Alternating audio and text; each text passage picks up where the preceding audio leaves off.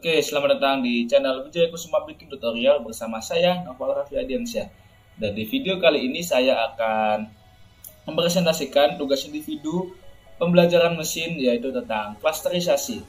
Oke, disclaimer aja teman-teman. Di sini pure codingan saya, dan ada beberapa codingan yang saya lihat referensi dari YouTube. Oke, bagi teman-teman yang menonton video ini, boleh jadikan referensi tugas kalian. Dan untuk source code-nya nanti akan saya taruh di link deskripsi. Oke, di sini saya menggunakan library Python, yang dimana ini cocok untuk klasterisasi tentunya. Dan saya akan membawa presentasi ini dengan serius, akan tetapi tidak kaku. Oke, yang pertama yaitu memasukkan library dari si Python itu sendiri. Terdiri dari NumPy, Pandas, dan semacamnya. Oke, selanjutnya yaitu mengunduh file Excel, yang dimana ini saya unduh dulu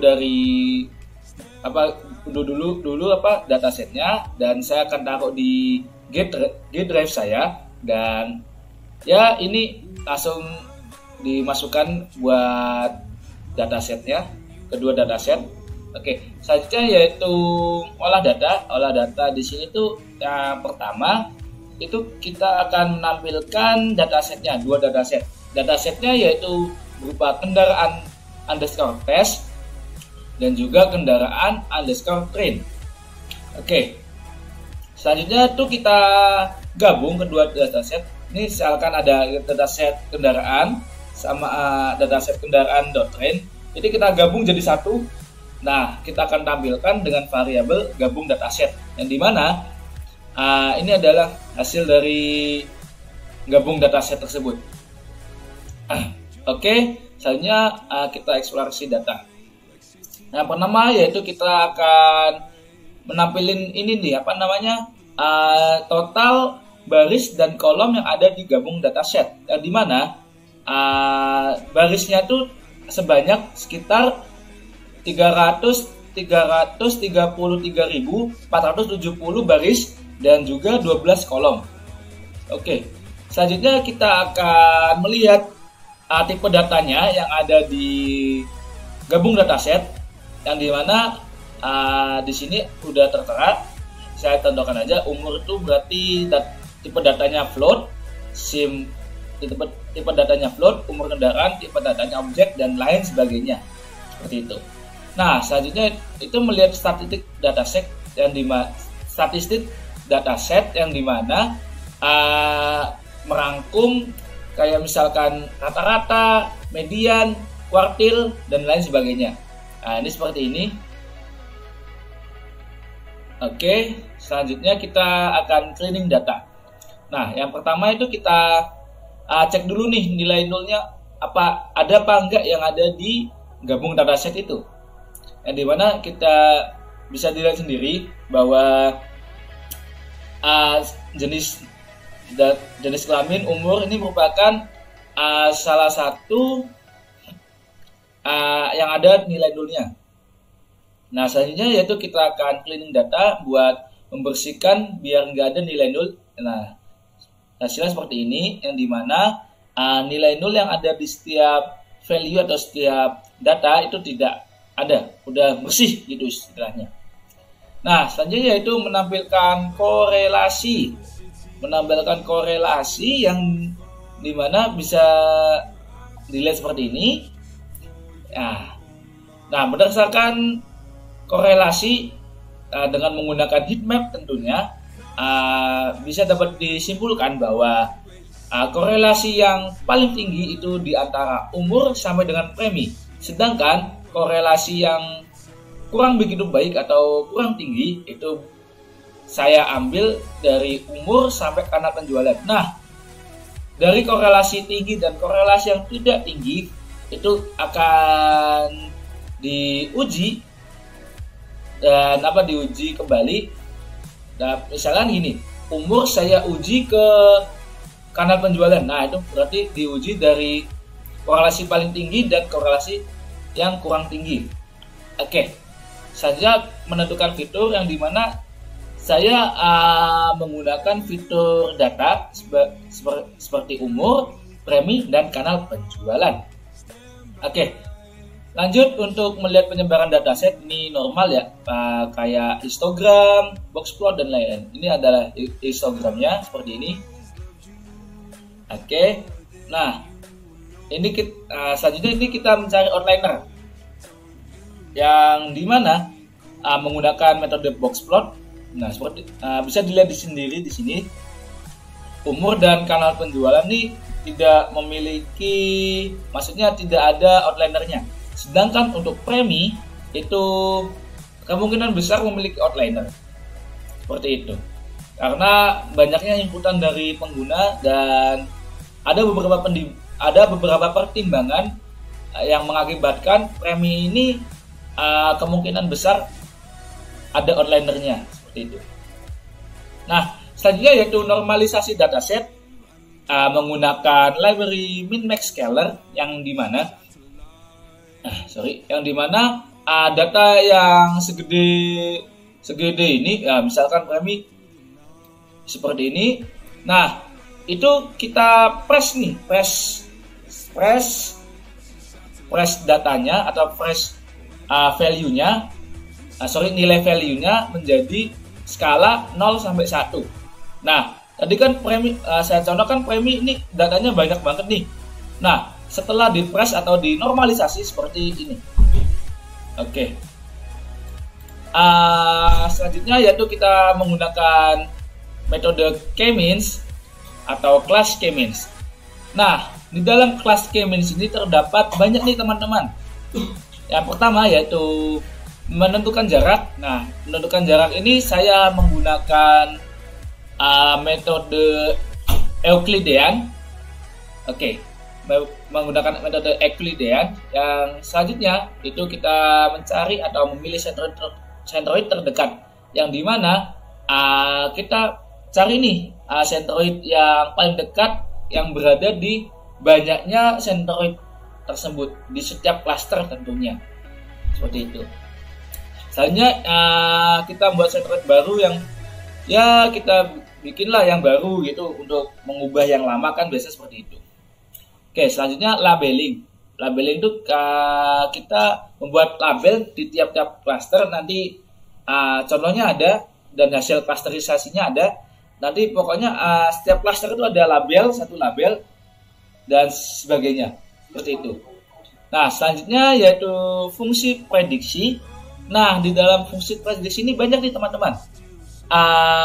Di dalam fungsi prediksi yang pertama itu membuat centroid secara random. Dari datanya tuh kita bikin random, secara random centroidnya.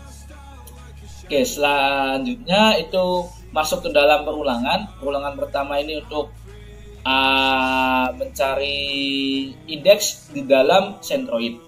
Nah, perulangan kedua itu kita akan melakukan perulangan sebanyak iterasi atau centroid tidak berubah. Di dalam perulangan iterasi itu terdapat cluster itu nanti akan dicari nih. Nah, ini adalah codingannya. Oke. Nah, di dalam perulangan ada perulangan lagi nih. Yaitu kita akan mencari centroid yang terdekat dengan membandingkan jarak setiap centroid. Oke, keluar perulangan yang paling dalam itu terdapat update centroid, yang dimana kita akan mengupdate yang lama menjadi yang baru seperti itu. Nah, berikutnya kita cek nih apakah centroid tersebut berubah atau tidak. Nah, jika berubah maka akan di stop. Tapi jika tidak berubah atau belum sama dengan centroidnya, itu akan looping seperti itu. Oke, kita masuk ke eksperimen dataset. Nah, eksperimen pertama ini saya akan mengambil atau membandingkan korelasi yang kurang tinggi ke ke korelasi yang tinggi, yang dimana korelasi yang paling tinggi itu premi, korelasi yang kurang baik yaitu umur. Nah, seperti ini.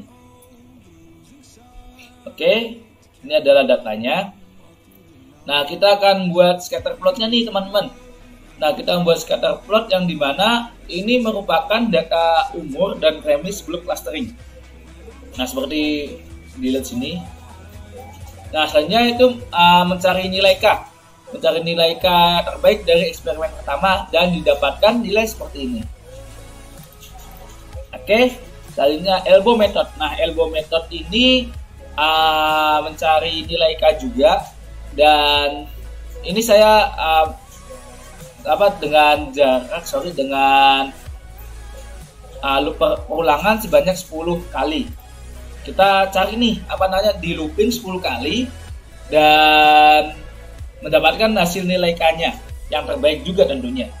Oke, selanjutnya yaitu grafiknya. Nah, bisa dilihat sendiri. Dilihat dari laju grafiknya, maka saya dapat menyimpulkan bahwa elbow method pada eksperimen 1 memiliki nilai optimum berada di 3. Nah, kenapa bisa 3? Masalahnya dilihat kalau elbow method itu dilihat dari sikunya, sudut siku yang terakhir. Nah, selanjutnya kan landai. Nah, seperti itu teman-teman. Nah, masuk ke proses clustering. Proses clustering ini memanggil kelas K-means yang udah dibuat sebelumnya. Nah, bisa dilihat sendiri. Nah, ini adalah hasil data umur dan premi setelah clustering.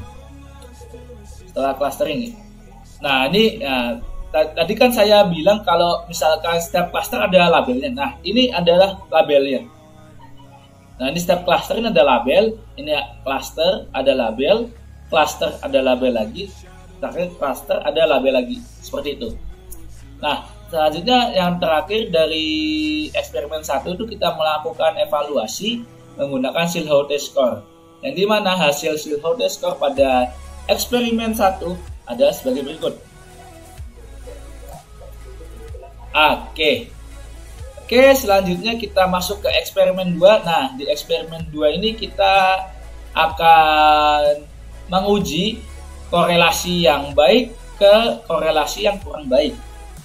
Nah, di sini eksperimen 2 korelasi yang baik itu umur, korelasi yang kurang baik yaitu penjualan. Seperti itu. Oke. Ini adalah datanya dari umur dan kanal penjualan. Oke, nah, berikut adalah scatter plot dari umur dan kanal penjualan sebelum clustering. Seperti ini teman-teman. Datanya. Oke, mencari nilai K yang terbaik sama dengan eksperimen 1 itu mencari nilai K dalam eksperimen ini gitu. Nah, akan didapatkan nilai sebagai berikut. Ini adalah nilai K yang terbaik dari eksperimen kedua. Selanjutnya untuk elbow method sama kayak eksperimen pertama, itu prosesnya didapatkan hasil K seperti berikut. Seperti ini. Oke, lanjut ke masukkan ke grafik, yang dimana dilihat dari laju grafik nilai elbow method yang paling optimum adalah 3. Nih, sekitar sini 3. Oke, selanjutnya proses clustering. Nah, ini adalah hasil dari proses clustering, yang dimana setiap cluster itu mempunyai label masing-masing. Misalnya ini ada labelnya, ini ada labelnya, dan seterusnya. Seperti itu.